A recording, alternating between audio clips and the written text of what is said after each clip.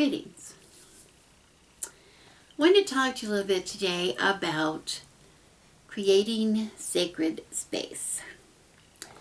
You can go into a lot of books. I think pretty much any book that identifies in some way with being something on the craft, on Wicca, or just on, being a solitary practitioner or whatever. Even for being a tarot reader, talks in some way about a sacred space. Usually, except with the exception of a tarot reader, they're talking about creating an altar. They're talking about having a surface somewhere in your home where you have a table of some kind or some flat surface where you usually put a cloth on it, and you leave certain things all over it, and things to represent God and Goddess, perhaps the elements, whatever. A place to do some workings if you can. Those kind of things, which is all cleansed, and it's left. We don't put our mail on it. We don't put our homework on it. We put just things that are meant to go on the altar on it. It's left for the intention alone of being a sacred space. Now that's wonderful if everybody can have that. Not everybody can have that. Sometimes then there's some things people talk about, portable altars, how you can come and go, or you can disguise mundane objects, use mundane objects to represent sacred objects, magical objects, seashells to represent water, etc. Feathers to represent, or a statue of a bird to represent air, these kind of things. Yeah, there's a lot of wonderful ways like that, but that's not what exactly I'm talking about today. What I'm talking about today is setting aside a place which is sacred. Setting aside, no matter how big it is, that is sacred. Sacred meaning separated from the mundane, separated from the everyday. Something that only magical things happen there. I have a little piece of wool. It's a wool blanket. It's not even that big. It's maybe, I don't know, you're going to see it. If you watch the next video, you're going to see it. But it's just a square, not even a square, maybe of wool, 18 inches square, maybe, I'm not sure. It's from a felted wool blanket that we had when I was a child, that cut apart. And I use it every day, on my kitchen table. I told you I read I have to take a tarot card every day, or do a small reading. If I don't move into this table, just for, especially for my card of the day, I deal the card out on that piece of wool. It never leaves the piece of wool until it goes back in the thing. If I can move it around and keep it on that blanket, and it's still what I consider to be on a sacred space.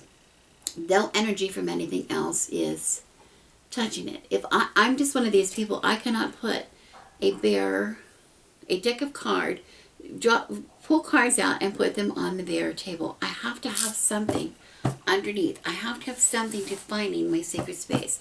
I think that's the job of an altar cloth. Some people think an altar cloth is used to keep wax from dripping on the table.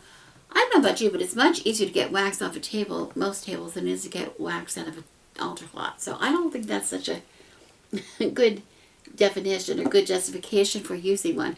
But for me, it's to set the space as sacred. It changes the table, and maybe the top of a dresser, into a witch's altar. It changes the top of a file cabinet in your office into a witch's altar. It changes a vanity table into a witch's altar. And in my case, it changes a portion of my kitchen table into a witch's altar by using that little cloth, which I intend set aside. Okay, that's an important thing. What your surface is, it doesn't have to be anything special. It just has to be something. It has to be something. I don't think it's good enough to just leave it bare. I know there's going to be a lot of people that are going to have we're going to have a lot of backlash for this, and we're going to get a lot of comments saying, I use the bare table all the time. I don't see anything wrong with that. I just pluck down on the sidewalk on Main Street and deal some cars. I don't see anything wrong with it. What about when you use the ground? What about if you're a witch, a hedge witch, or a witch that practices outside? I practice outside, and I still think if I'm going to clear a place in my ground, on the ground for an altar, I'm going to clear a space on the ground. I'm not going to do a space on the ground underneath an oak tree that has somebody threw a paper chip bag out, it's crumpled up paper chip bag out of the car and it landed under the tree. You're going to take some time to clear that away, aren't you? That's all it is. It's clearing a space, setting it aside for magical workings. Now, outside under a oak tree in the woods somewhere, that's magical enough. And you're getting the energy from the ground, which is really important. So I probably maybe wouldn't even put anything on the ground there. I'm not sure. Depending on the condition of the ground. But on my kitchen table, where I also, chop up onions or, sew or, work on my computer, the surface is used for a lot of things other than magical workings.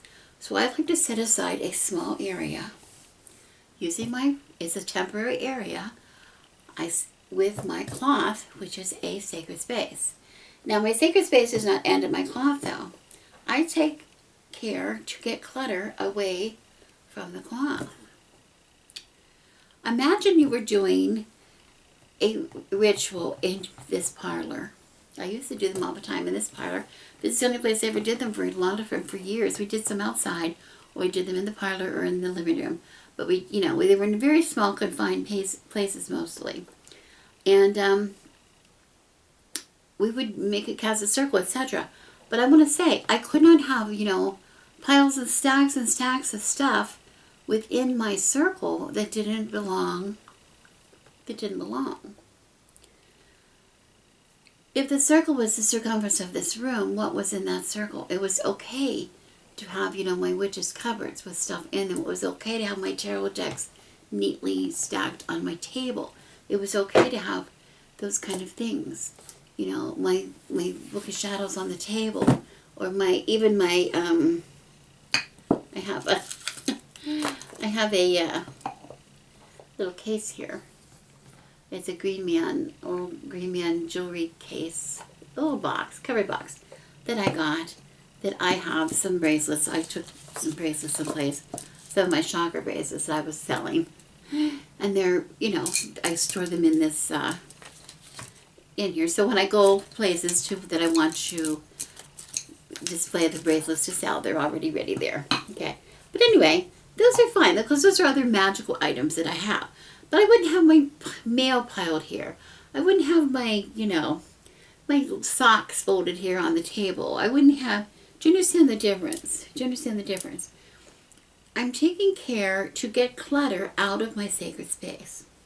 I'm taking care to get clutter out of my immediate perimeter of my sacred space. My home is cluttered as much as the next person, but I cannot be asked to just use my imagination and pretend something is not there when it's there. If it's well beyond the space, I can ignore it. But I have to have, where's my field of vision in my sacred space? It needs to be there. I'm going to be doing a ritual. I'm confused about my days. I'm going to be doing a ritual. It's the next video that I use this small sacred space on my kitchen table. If I had to go and set up, that's what I have for my tarot readings every day. If I had to come in here to this parlor every day and draw my card and try to keep coming and visiting my card every day, it would be very difficult. I'm using it for my bullet journal. One of my things I'm tracking in my bullet journal, and I do everything else with the bullet journal out in the kitchen, so it would be really awkward for me to keep coming and going, and trying to figure out what I'm doing with that, with the card. That's why I use that cloth. Okay, it's not a big deal, but I want you to give it some thought. I came to think about it. I was using, and it is not just magic that we use the idea.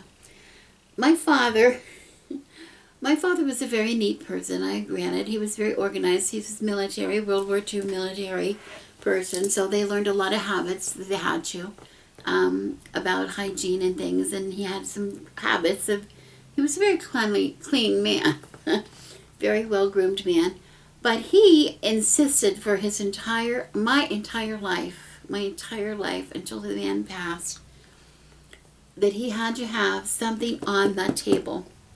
Something on the table. Either a tablecloth or placemats and candles every day of his life. He wouldn't just put, the idea of just putting a plate on a bare table was so distasteful to him. And I used to laugh about it when I was a little girl. I used to laugh about that, like how funny that was. And I guess I laughed about it because I was the one that had to find the placemats and put the placemats on. Sometimes my mother even liked a tablecloth and then placemats on top of the tablecloth to protect the tablecloth.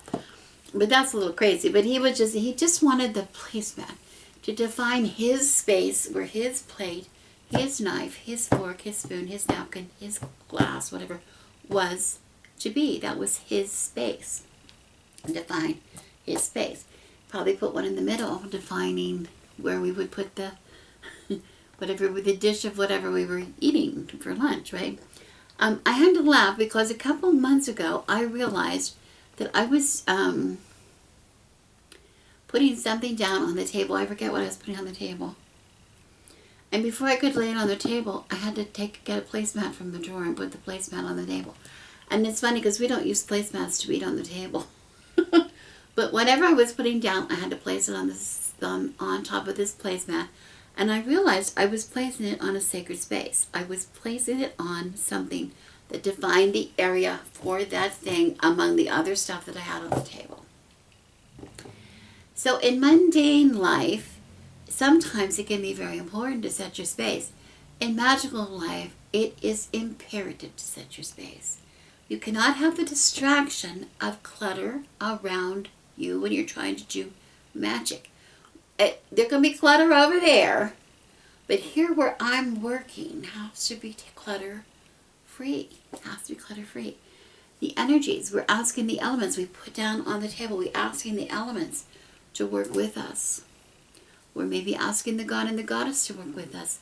When we read tarot, we're maybe asking a spirit guide to work with us. We want it clear so the oracles can tell us a message. We want the energies to come through. If it has to battle clutter, not going to come through. It's not going to come through. If you're having trouble getting a clear reading, I would say first off, look at your space. Take a look at the space that you're trying to use. Are you giving yourself space? Are you giving yourself enough space? Okay, I don't want to lecture. That's just something I want to mention. It's important if you're going to watch the next video to see what I have to say about sacred space. But anyway, that's just my view. Your view can differ. I am Rebecca. Thank you so much for watching. I wish you blessings.